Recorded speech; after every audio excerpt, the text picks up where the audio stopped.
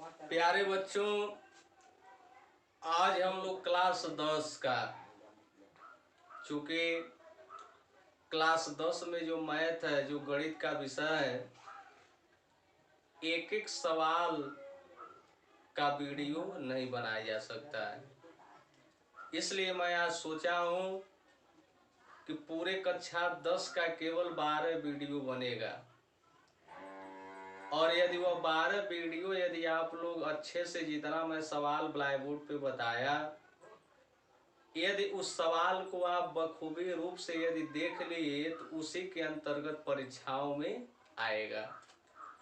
तो आज हम इकाई नंबर 1 शुरू कर रहे हैं। कुछ महत्वपूर्ण सवाल, इन सवालों को आप घर पे बैठे हुए 2 बार 3 बार 4 बार रिपीट कीजिए। इकाई नंबर 1 जो पाठ का नाम है, वो पाठ का नाम है वास्तविक संख्याएं।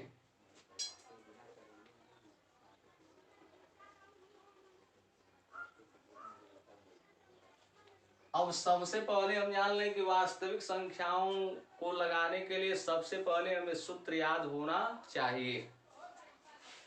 तो वास्तविक संख्याएं किसे कहते हैं, मैंने आपको बताया भी है, पढ़ाया भी है कि परिमेय व परिमेय संख्याओं का जो योग होता है वही हमारी वास्तविक संख्याएं कहलाती हैं। वास्तविक संख्याओं में 2 चीज है। एक आप याद करें कि यूक्लिड विभाजन,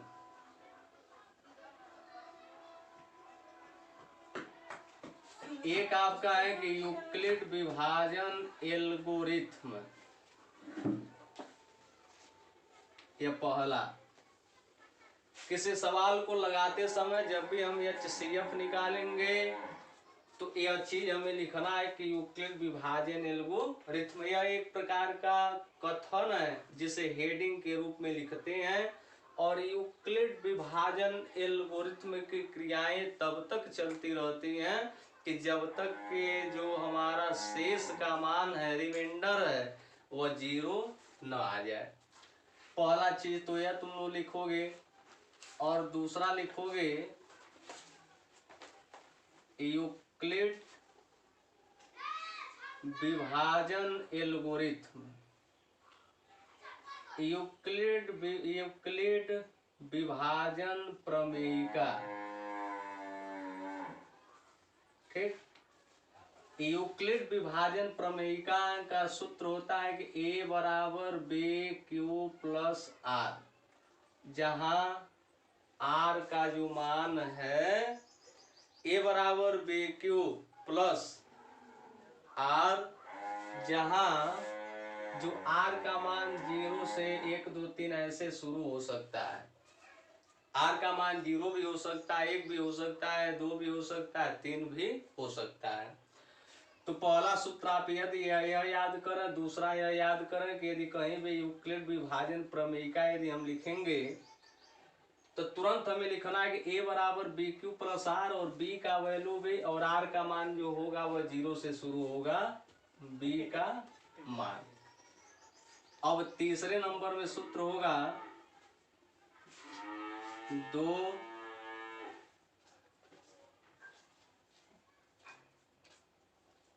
दो संख्याओं का गुणनफल। दो संख्याओं का गुणनफल बराबर सूत्र होता है LCM गुणे HCF। और चौथे नंबर में आप सूत्र याद कर लें कि पहली संख्या गुणे दूसरी संख्या इक्वल LCM गुणे HCF। यह दोनों सूत्र आपको याद होना चाहिए कि पहली संख्या को PX कहते हैं, दूसरी संख्या को QX कहते हैं। LCM माने लघुत्तम समापवर्तक, HCF माने महत्तम समापवर्तक। और जो हमारा चौथा सूत्र होता है, इस चार्ट को आप समझेंगे। यदि मान लो दशमलव दिया है तो दशमलव 2 प्रकार का होता है। एक होता है शांत और एक होता है अशांत। तो शांत में जैसे मान लो 4.1 2 3, यदि इस रूप में यदि दशमलव में कहीं दिया है इसके ऊपर न ही बार लगा है न ही डॉट समान का चिन्ह लगा है, तो यह हमारा शांत होगा। और शांत को हम p/q यानी शांत एक परिमेय संख्या होता है, शांत को हम परिमेय संख्या कहते हैं। अब अशांत हमारा दो प्रकार का होता है, एक होता है आवर्ती और दूसरा होता है अनावर्ती। ठीक, आवर्ती में आप ऐसे लिख सकते हैं 1.123, इसके ऊपर ऐसे बार का चिन्ह रहेगा, ठीक ना, बार का चिन्ह रहेगा।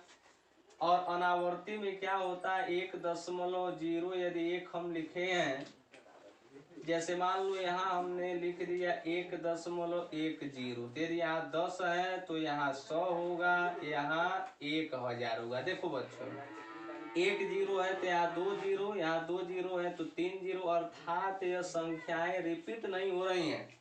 और जब यह संख्याएं रिपीट नहीं हो रही हैं तो इसे अनावर्ती, और यह संख्याएं 1 2 3 1 2 3 ऐसे आता रहेगा। इसको ऐसे भी लिख सकते हो, ऐसे भी लिखा जा सकता है। ठीक, और ऐसे लिखते हैं तो यह आवर्ती है, और आवर्ती को परिमेय भी कहते हैं, आवर्ती को परिमेय संख्या भी कहते हैं।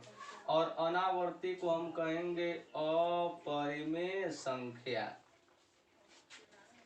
इस अध्याय को लगाने के लिए इतना सूत्र आपको याद होना चाहिए। एक चीज और आता है कि वह संख्याएं शून्य पे कब समाप्त होते हैं।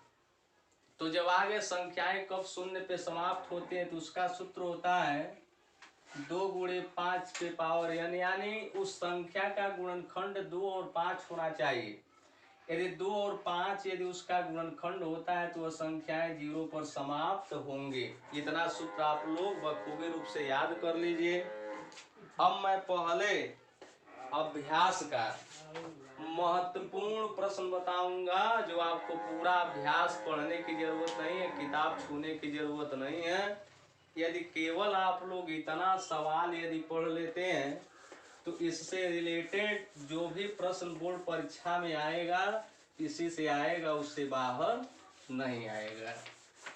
तो यह जो पहला वीडियो मैं भेज रहा हूँ, चूंकि इस अभ्यास को कई बार आप पढ़ लिए, कोचिंग में भी पढ़े, पुनः इधर मैं नोट भी भेजा, इसका वीडियो भी बनाया, लेकिन यह महत्वपूर्ण प्रश्नों का वीडियो है, इसे आप लोग जरूर देखिए, जरूर इस अध्याय को पढ़िए। चलिए देखिए, एक सवाल हम बता रहे हैं। जो सवाल में पहले नंबर में दिया है एक संख्या को, इसको आप लोग अपने कॉपी पे नोट भी कर लीजिएगा। एक संख्या को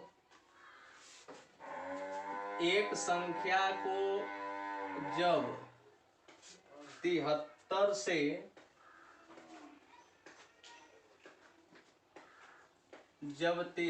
से भाग दिया जाता है,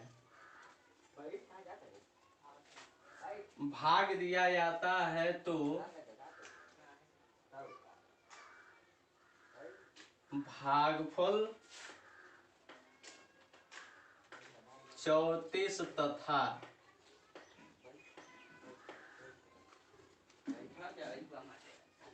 तथा शेषफल 23 प्राप्त होता है।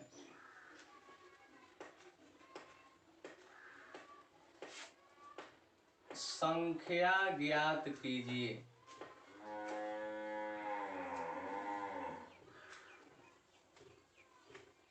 ठीक, अब देखो यहाँ कह रहा है 73 से भाग देते हैं तो यह हमारा है भाजक, यानी जिससे हम भाग देते हैं उसे हम कहते हैं भाजक।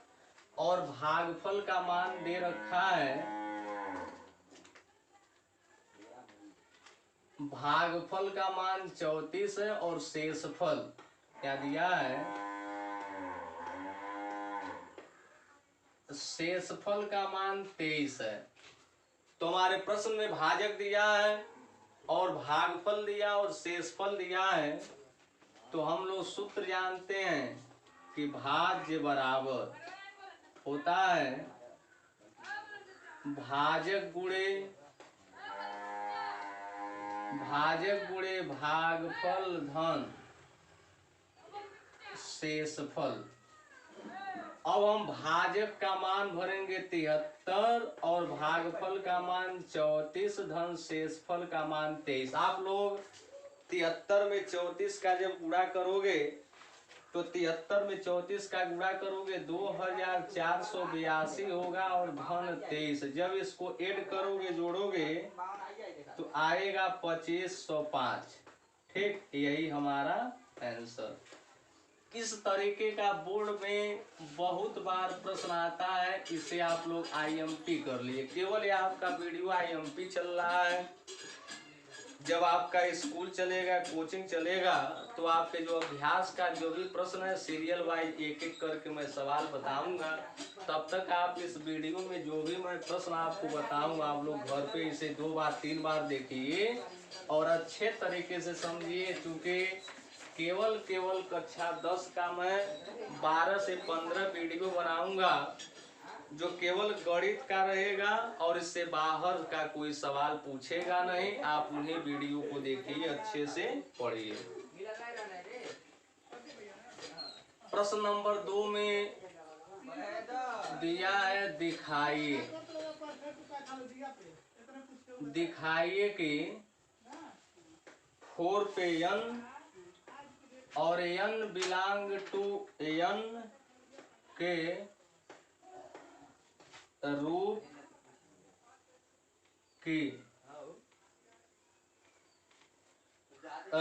की कोई संख्या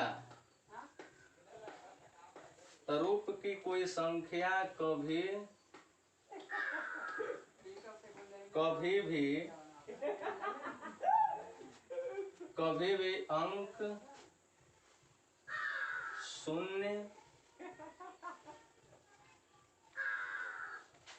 शून्य पर समाप्त नहीं होती है। कभी भी शून्य पे समाप्त नहीं होती है। तो शून्य पे समाप्त नहीं होती है, इसे देखें। कभी भी शून्य पे समाप्त नहीं होती है। कह रहा है कि शून्य पे समाप्त नहीं होती है। क्यों नहीं समाप्त होती है, इसको हल करें। तो जब हल करोगे तो 4 पे n है और यदि हम 4 का गुणनखंड करें तो 2 गुणे 2 पे n है। चूंकि इसमें 5 नहीं है, अतः यह शून्य पर समाप्त नहीं होगी। आप नियम याद करना, यदि कहीं भी सवाल लेता है कि शून्य पे समाप्त नहीं होती है तो उस अंक में गुणनखंड 2 और 5 होने अनिवार्य है। यदि 2 और 5 यदि गुणनखंड होता है तो वह शून्य पे जरूर समाप्त होगा। इसमें केवल 2 है बल्कि 5 नहीं है। जब 5 नहीं है तो यह शून्य पे समाप्त नहीं होगी। और 140 का अभाज्य गुणनखंड हमें करना है। तो बताओ, यदि 140 का अभाज्य गुणनखंड करना है तो आप इतना अंकों को काटे। देखो 2 सत्ते 14, 70 हो गया, 35 हो गया, 5 सत्ते 35 हो गया, 7 करने 7, 140 का गुणनखंड 2 गुणे 2 गुणे 5 गुणे 7, 2 बार आया है, 2 पे 2 5 गुणे 7। इस रूप में यदि कहीं भी ऐसे सवाल आता है कि अभाज्य गुणनखंड करें तो आप ऐसे इस सवालों को लगाएंगे।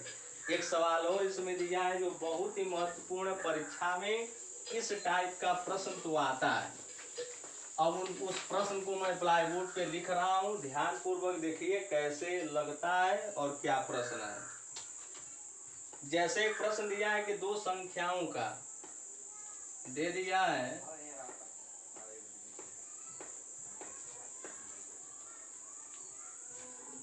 दो संख्याओं का HCF 23 और LCM 1449 है। यदि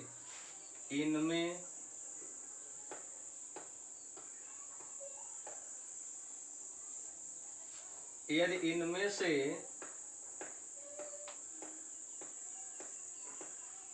एक संख्या 161 है तो दूसरी संख्या ज्ञात कीजिए।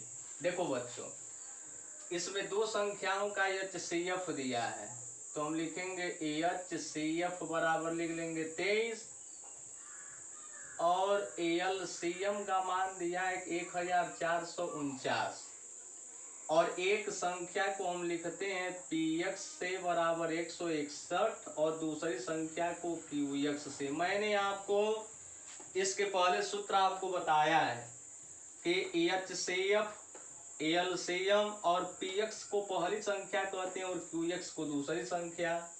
अब इसका सूत्र लिखवाए कि PX गुणे QX इक्वल LCM, ठीक, और गुणे HCF।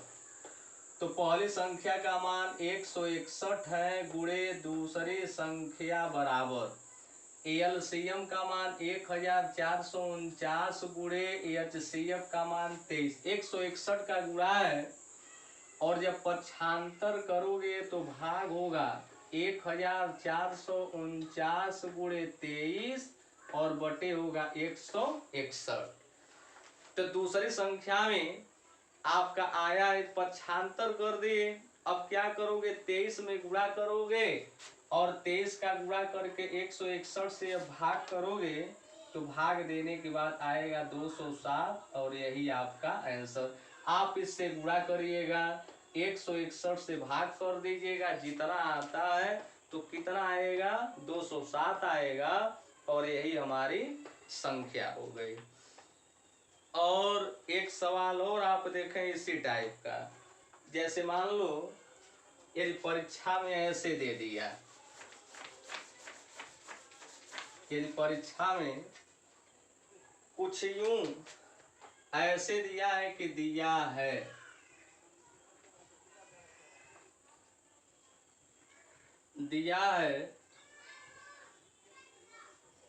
HCF 252, 594, ठीक, ज्ञात है, ज्ञात कीजिए। कह रहा है ज्ञात कीजिए LCM 252 और 594, ठीक, इसका हमें LCM निकालना है। ये बताओ, HCF का मान दिया है 18, ठीक ना। तो अब इस सवाल को लगाने के लिए देख रहे हैं कि 252 और 594, तो सबसे पहले लिखोगे पहली संख्या है 252 और दूसरी संख्या आपका है 594 और इसका HCF आया, HCF है 18 और पूछ रहा है LCM। तो फिर उसे सूत्र का प्रयोग करोगे, PX गुणे QX लिखोगे और बराबर लिखोगे LCM गुणे HCF, ठीक। अब PX का मान कितना है, 252 और QX का मान 594 बराबर LCM हमें निकालना है। HCF का मान 18 को इधर लाएंगे तो 252 गुणे 594 और बटे लिखोगे 18 बराबर लिख देना LCM। 252 में 594 का गुणा करके 18 से यह भाग लगाओगे तो भाग लगाने के बाद इसका आंसर आएगा 8316 LCM, ठीक। ऐसे आप सवाल हल करेंगे। नियम यही है, इसी नियम के आधार पे हमें बोर्ड परीक्षाओं में हल करने हैं और जब आप उसे हल करते हैं तो हल करने के बाद एक एक नंबर आपका मिलना तय है। चूंकि स्पेशल यह जो अध्याय है यूक्लिड विभाजन प्रमेयिका व यूक्लिड विभाजन एल्गोरिथ्म की सहायता से है। आप लोगों ने 6, 7, 8 में जो आप यह कहे थे कि हम इसका एलसीएम ऐसे भाग से निकालते हैं, स्तंभ विधि से निकालते हैं, वो हमारा वैकल्पिक विधि है। वैसे भी हम एलसीएम निकाल सकते हैं, लेकिन यह जो आपका नियम पद्धति है इस ढंग से आप लोग इसे निकालेंगे। अब चलिए अगले सवाल की ओर बढ़ते हैं। अगले सवाल की ओर बढ़ते हैं। ये सब महत्वपूर्ण प्रश्न चल रहा है। आप इन महत्वपूर्ण प्रश्नों को 2 बार 3 बार 4 बार दोहराइए घर पे बैठ के। अब जैसे मान लो दे दिया कि 70/90 दे दिया, ठीक, और 70/90 को कह दें कि यह शांत है या अशांत है। तो 70/90 में हमें शांत व अशांत का पहचान बताना है। तो मैंने आपको बताया है कि यदि हर में 2 और 5 केवल गुणनखंड आता है, हर में केवल 2 × 5 के रूप का यदि गुणनखंड आता है तो वह हमारा जो भी परिमेय होगा या भिन्न होगा वह शांत कहलाएगा। लेकिन यदि हर में 2, 5 के अलावा तीसरा अंक यदि कोई मौजूद होता है, जैसे मान लो 90 है ना, तो 90 इसका हर का हम खंड करें तो जब 90 का बेटा खंड करोगे तो 2 चौको 8, 2 पच्चे 10 होगा और 3 पच्चे 15 हो गया, 3 पच्चे 15 और 5 करने 5। तो जब इसे लिखते हो तो 2 × 3 × 3 × 5 आया ना, 17/ देखो 2 आ गया, 3 पे 2 और 5। तो इसमें क्या लिखेंगे, इसमें या इसके हर में, ठीक, इसके हर में 2 × 5, 2 × 5 के अतिरिक्त एक अंक 3 आया है, यानी इसका हर 2 × 5 के रूप का नहीं है, और इसका हर 2 × 5 के रूप 2 और 5 तो है, लेकिन 2, 5 के अलावा तीसरा अंक हमारा 3 आ गया, और तीसरा अंक 3 आने की वजह से यह हमारा शांत न होके क्या होगा, अशांत होगा। ठीक, इस सवाल को आपके किताब में भी दिया हुआ, मैंने प्रैक्टिस भी कराया है, उस पे हम लोगों को फिजूल समय बर्बाद करने की जरूरत नहीं है। अब मैं आगे बढ़ रहा हूँ। आप लोग यूक्लिड विभाजन एल्गोरिथ्म से महत्तम समापवर्तक निकाल ही लेंगे, उसको तो हमें बताना नहीं है। इसमें यूक्लिड विभाजन एल्गोरिथ्म से 135 और 225 का महत्तम समापवर्तक निकालिए, इसको मैंने आपको बता दिया है। एक जैसे मान लो आ गया कि दर्शाइए,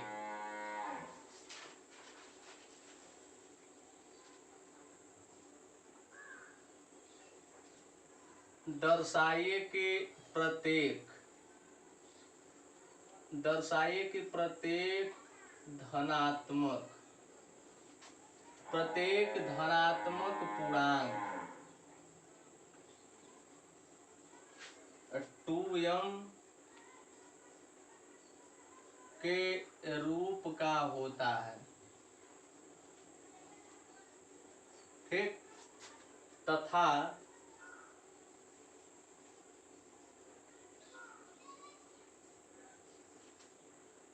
प्रत्येक विषम पूर्णांक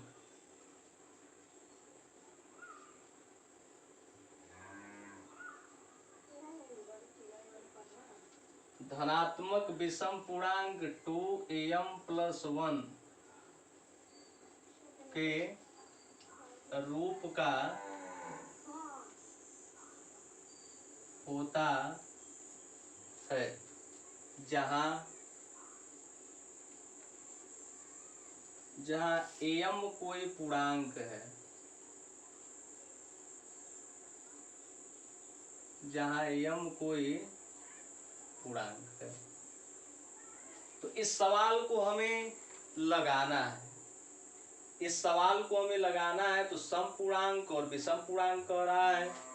तो देखो बच्चों, बिल्कुल आसान है। सबसे पहले आप लिखेंगे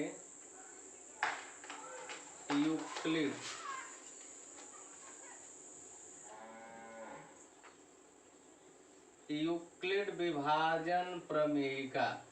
ध्यान से देखना, यह किसी किताब में भी इतनी आसान भाषा में नहीं होगा, न किसी वीडियो में आप इतनी आसान तरीका से आप जान सकते हैं।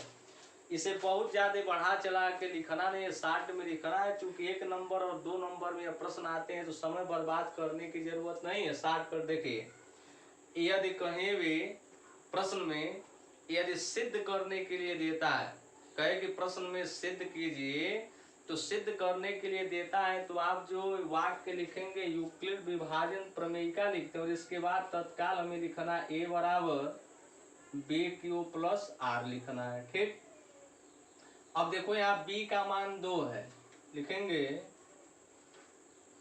जहां b बराबर 2। चलो b की जगह पहले 2 रखो, 2Q प्लस R, तब लिखेंगे तब R का मान 0 आ सकता है, 1 आ सकता है, 0 और 1। चूंकि जब b का मान 2 रहेगा तो 2 से 1 कम लिखना, 3 रहेगा 2 तक लिखेंगे, 4 रहेगा तो यानी 1 कम ही आएगा, तो 0 हो सकता है या 1 हो सकता है। ये मान भरो, फिलअप करो, तो यहाँ लिखेंगे एक संभव मान। ठीक, अब एक संभव मान ये बताओ, 2QR के जगह 0 रखते हैं, तो 2Q चूंकि यह 2 से विभाज्य है, 2 से विभाज्य है, अतः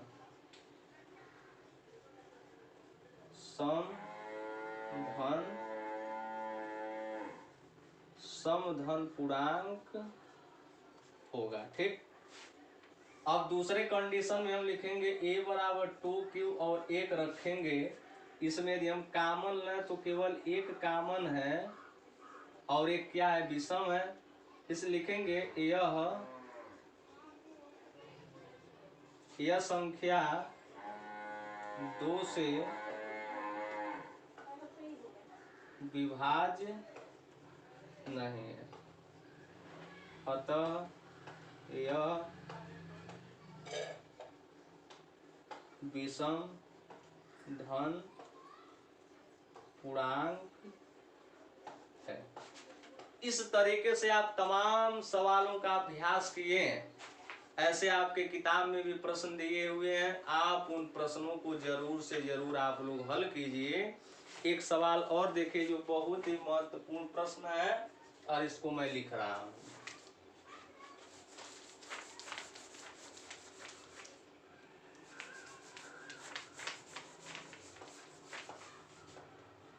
देखो, अगला हमारा जो सवाल है वह दिया है कि बिना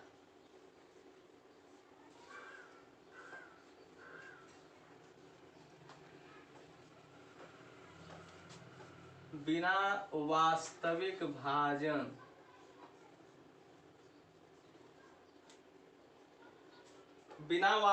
भाजन के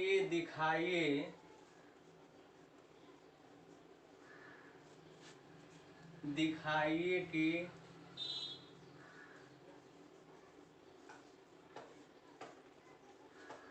परिमेय संख्या 31/2 पे 2 घातांक और 5 पे 3 का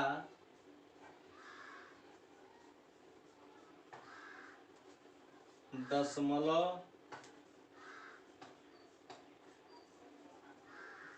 प्रसार शांत है।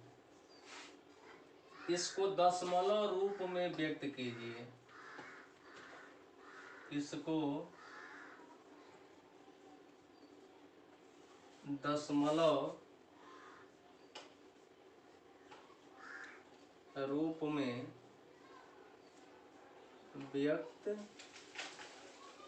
कीजिए। ठीक, इस सवाल को हमें लगाना है तो लिखेंगे 31/2 पे 2 गुणे 5 पे 3। चूंकि इसका हर देखें जब इसके हर में केवल 2 और 5 गुणनखंड रहेगा तो 2 और 5 है तो ये कैसा भिन्न है, शांत है।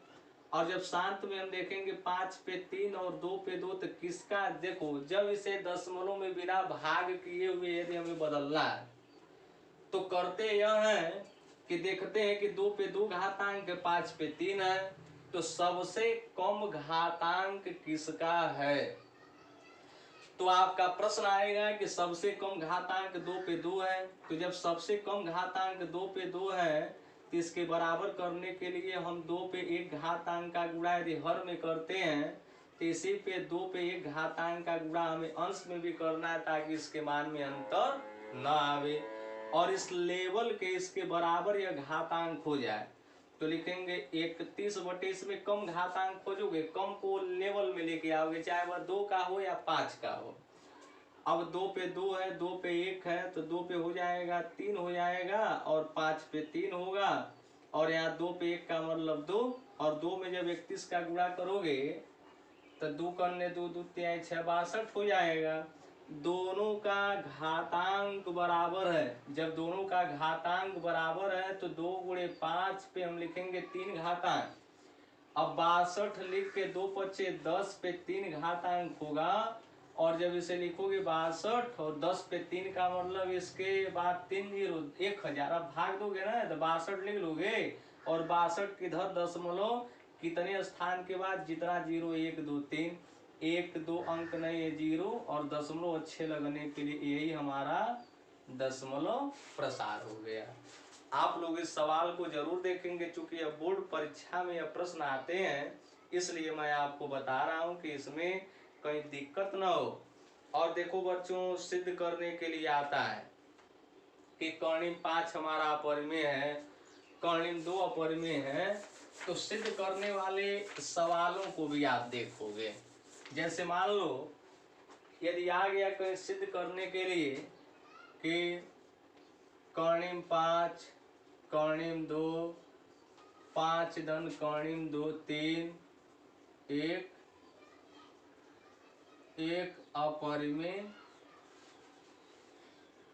संख्याएं है, तो इसका बता दिया था, इसको भी चलो इस टाइप का प्रश्न देख रहे हैं। तीनों में से जरूर परीक्षा में आएगा, तो तीनों में से परीक्षा में जरूर आएगा। तो सीधा देखो क्या करोगे, लिखोगे ऐसे माना, देख लिख देना माना 5 धन कर्णी में 3 1। जब अपरिमेय कहेगा तो आप मान लेंगे परिमेय संख्या,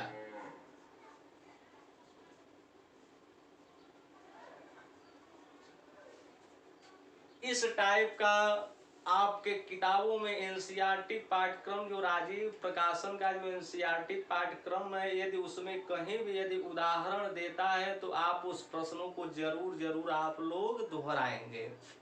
मैं एक बार पुनः इसको बता देता हूं कि लिखने का मेथड क्या है। बहुत ज्यादा लिखने की जरूरत नहीं है, जैसे मैं बता रहा हूं वैसे आप लिख रहे हैं। अपरिमेय कहेगा तो पहले परिमेय से मानेंगे। अब देखो, जब 5 प्लस कर्णी 3 एक अपरिमेय संख्या मान लिए तो लिखोगे 5 प्लस कर्णी में 3 बराबर p बाई क्यू, और चूंकि q का मान 0 नहीं होता है। अब ध्यान देना, इस संख्या को हम ऐसे ज्यों का त्यों उतार लेंगे बराबर, चूंकि यह संख्या परिमेय संख्या के बराबर है। अब परिमेय संख्या है तो परिमेय संख्या यह कैसे है, चूंकि हर का मान 0 नहीं है और हर का मान 0 नहीं है। देखो बेटा, इसको हम कर्णी वाले मान को एक तरफ और बिना कर्णी वाले मान को एक तरफ पक्षांतर करते हैं तो लिखेंगे कर्णी में 3 बराबर p बटे क्यू लिखोगे, प्लस इधर जाएगा माइनस। अब कर्णी में 3 बराबर p, 5 का क्यू में गुणा करोगे 5q बटे क्यू होगा। ये देख रहे हो ये अपरिमेय, ये अपरिमेय, यहाँ लिखेंगे कर्णी में 3, या देखो ऐसे लिखो, बहुत आसान चीज है, ऐसे लिख दो अपरिमेय, ठीक, अपरिमेय और यह है परिमेय। तो ये बताओ क्या अपरिमेय और परिमेय बराबर हो सकता है? तो आपका आंसर यही आएगा कि नहीं सर, यह दोनों बराबर नहीं हो सकता है। तो जब बेटा अपरिमेय व परिमेय संख्याएं बराबर नहीं आ सकती हैं तो हमारी कल्पनाओं के विरुद्ध है। तो लिखोगे हमारी कल्पना के विरुद्ध है। अतः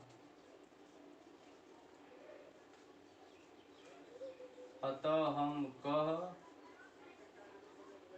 सकते हैं कि 5 प्लस कौड़ी में 3 एक अपरिमेय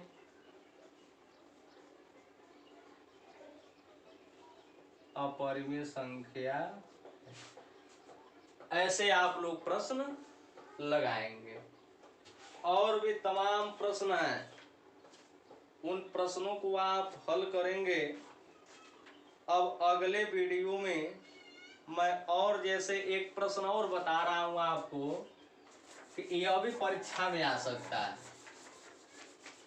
जैसे यदि मान लो दिया है, पहला सवाल दिया है कि 43.123456789 दिया है, ठीक।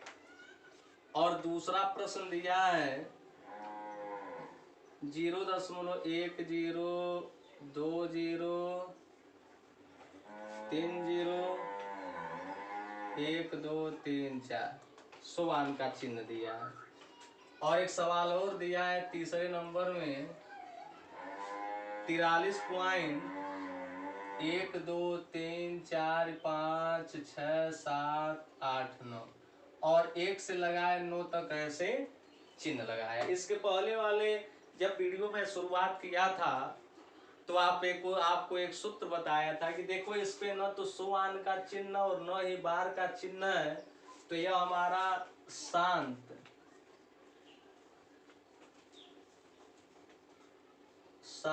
दशमलव है, ठीक। और शांत दशमलव होगा तो कौन संख्या होगा? परिमेय संख्या। आपसे कोई प्रश्न पूछ रही है कौन दशमलव है, तो शांत दशमलव। और शांत दशमलव है तो शांत दशमलव में कौन संख्या है? तो परिमेय संख्या है। अब नंबर 2 में हम देखेंगे कि 120 के बाद 1200, यानी यहाँ अंकों की पुनरावृत्ति नहीं हो रही, 100 आन का चिन्ह है, तो यह हमारा अनावर्ती दशमलव है, ठीक। और अनावर्ती दशमलव के साथ साथ हम देखें अनावर्ती दशमलव तो है, और अनावर्ती दशमलव हमारा कौन संख्या होता है? अपरिमेय संख्या होता है, ठीक। इसको हम देखें तो ऐसे बार का चिन्ह लगा है, तो यह हमारा आवर्ती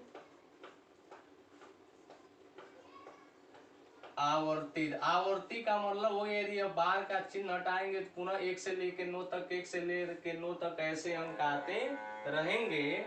और आवर्ती जो दशमलव है वह कौन संख्या कहलाती है? परिमेय संख्या। इस तरीके से बच्चों हम लोग आज वास्तविक संख्याओं में कुछ महत्वपूर्ण प्रश्नों को हम लोग हल किए।